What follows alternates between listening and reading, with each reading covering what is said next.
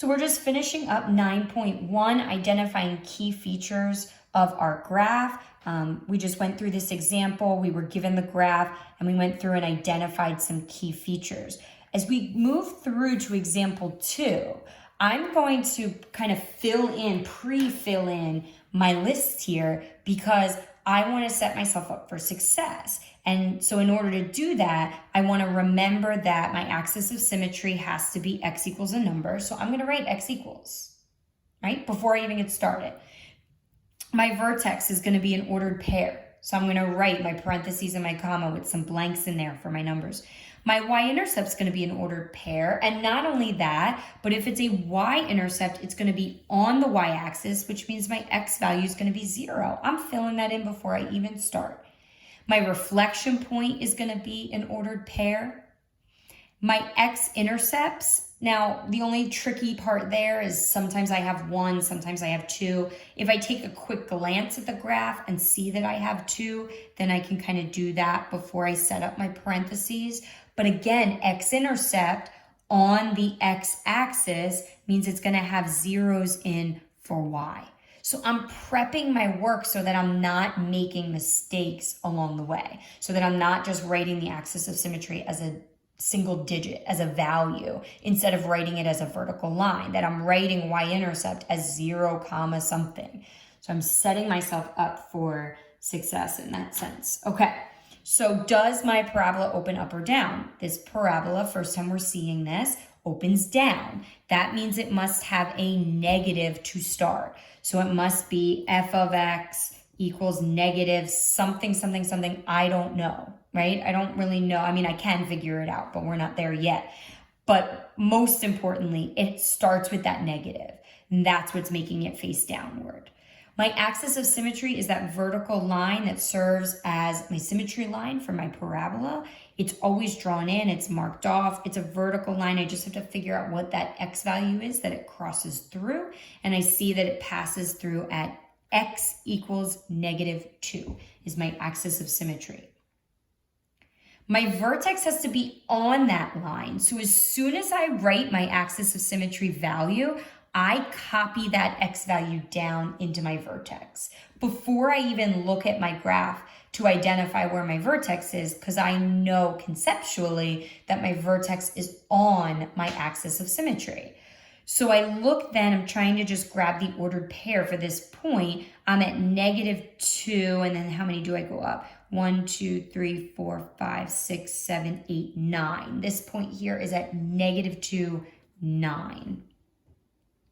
Is that vertex point at -2, 9, is that a max or a min? Well, my parabola is facing down, which means that vertex is higher than any other point on my graph. There are no points above it. It is a maximum value.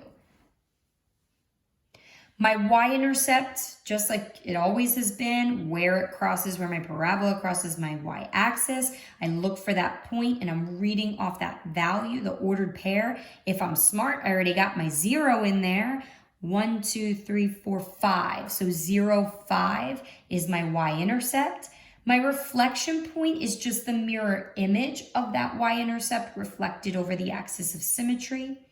And that guy's at what? -1, 2, 3, 4? Yeah, so -4, 5.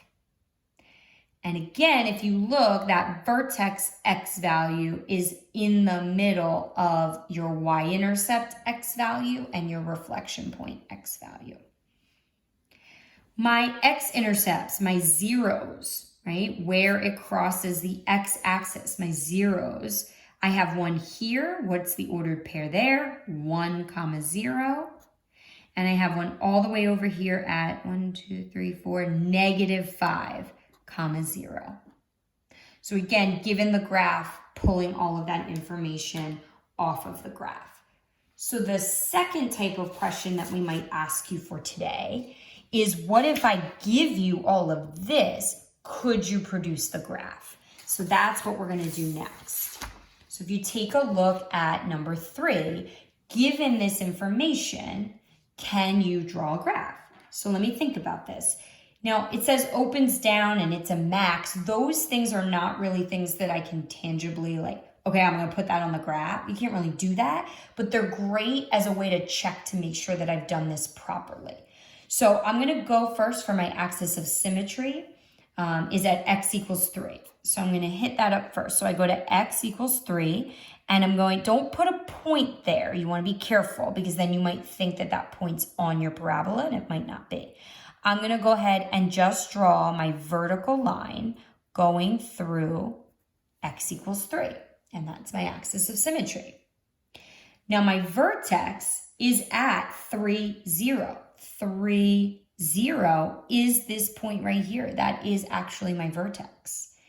And it's a maximum, so in my head, I know now I should only be moving down from that vertex point. I should not be drawing anything up here. If I am, then I'm doing something wrong. Okay. My y-intercept is at -9, so I go on the y-axis, and I go down to 1, 2, 3, 4, 5, 6, 7, 8, 9. And I reflect that point, so notice, look, 1, 2, 3 to the axis of symmetry, 1, 2, 3, I'm at 6, -9 for my reflection point. My x-intercept, I actually only have 1 in this particular case because your parabola is going to sit right on the x-axis, kind of a cool scenario. So I've actually already graphed my x-intercept, and all I'm going to do is connect the dots. Please, please, please be careful. These are not absolute value functions. Why am I saying that? Why is she bringing up absolute value? That's weird. Because I don't want pointy parabolas. Nice, smooth, U-shaped curves. No V. V is for absolute value. U is for a parabola. So does that vertex point look like a max? Yes. Is my parabola facing down? Yes. Let's try one more example like that. Again, this information is given to me. I'm just putting it onto the graph. So again, the facing up and the min, I'm going to hit those later as a way to check my work. I'm going to first graph my axis of symmetry. X equals -2. Again, you don't want to put a point on the x axis for your axis of symmetry because it might not fall on that actual point. So you just want to count to it and kind of start drawing your vertical line close to the x-axis and then build out from there. My vertex point is at -2, -1. So you see, had I put a point at the -2, 0 mark just to draw my axis of symmetry, now I'm confused because I have 2 points that are one right above the other. So don't put a point when you graph your axis of symmetry. Wait when you graph your vertex. My y-intercept is at 0, 3. So I'm going to go on the y-axis and I'm going to count up 3 and put a point. And then I'm reflecting that, right? And it says it's at -4, 3, but let me just even think about this. I'm 2 away from the axis of symmetry. I'm going to go 2 more in the other direction to get that reflection point. You only need 3 points to draw a graph. If you have the ability to get 5, you should.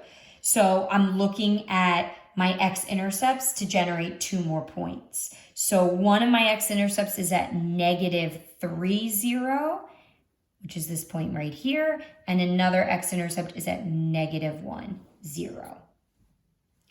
Again, nothing too pointy, and it's tough. Try your best. Nothing too pointy, but fill in, connect the dots. Does it open up? Yes. Is that vertex a minimum point? Yes.